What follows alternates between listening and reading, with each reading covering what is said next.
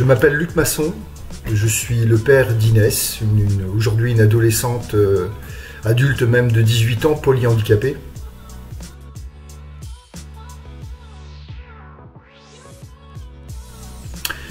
Il y a 12 ans, j'entre en contact avec Laurent Perraudy d'HEI, Junia, pour lui proposer de développer un exosquelette de marche, au départ évidemment pour ma fille, mais pour tous les enfants comme Inès, polyhandicapés, et par extension toutes les personnes neurolésées ne pouvant pas se déplacer seules. L'idée était de créer une structure autonome qui pourrait se déplacer sans l'action ni d'une tierce personne, ni de la personne handicapée elle-même.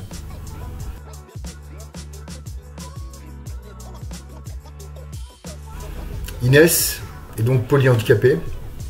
Elle ne voit pas, elle ne parle pas, elle ne tient pas debout, elle ne marche pas, elle ne tient pas assise. Et donc, pour être verticalisée, elle a besoin d'une structure extérieure. Jusqu'à présent, les centres dans lesquels Inès est accueillie utilisaient des structures en résine dure, avec un revêtement en mousse. Et donc, il y a 12 ans, je me suis dit, pourquoi pas essayer de la faire marcher, de lui permettre de faire quelques pas, ne serait-ce que pour avoir la sensation de la verticalité, et pourquoi pas participer à sa rééducation. En 12 ans, Laurent Perraudy, ses étudiants, les équipes qui ont travaillé sur la première phase du projet, ont développé un démonstrateur. Avec l'association Ingenu, dont j'étais le président à l'époque, nous avons levé les 450 000 premiers euros qui ont permis de développer ce démonstrateur, qui a ensuite servi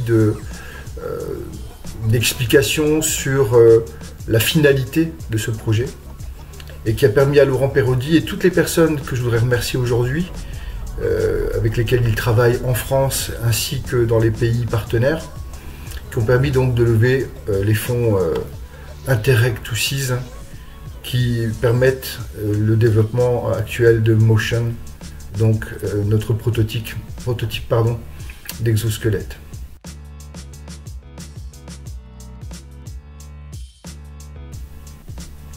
Je sais que nous sommes dans les dernières phases de développement technique.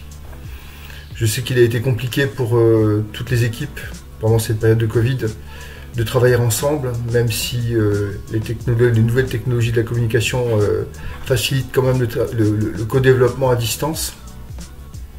Mais je tiens à remercier évidemment toutes les personnes impliquées dans ce projet et toutes les structures hospitalières, de recherche, universitaires, entreprises qui partiellement ont travaillé à la globalité de ce projet.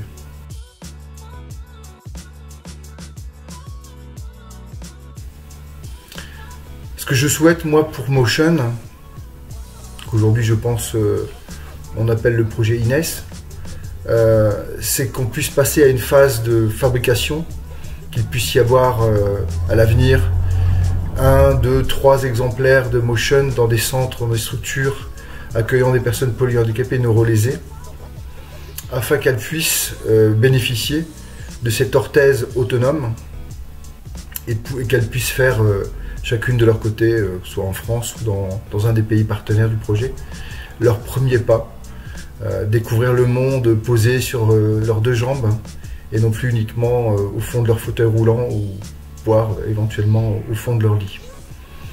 Donc je réitère pour la 3e fois mes remerciements à l'ensemble des membres des différentes équipes européennes qui ont travaillé sur le projet. J'espère pouvoir vous rencontrer un jour. Ça ne sera pas possible puisque Inès actuellement n'est pas en état d'être déplacée. Je vous envoie quelques photos retraçant, je dirais, le parcours d'Inès depuis ses 6 ans jusqu'à aujourd'hui, et pour vous montrer également l'utilité de cette structure autonome pour elle, ainsi que pour toutes les personnes qui pourront en bénéficier. Mille merci à tout le monde et au revoir.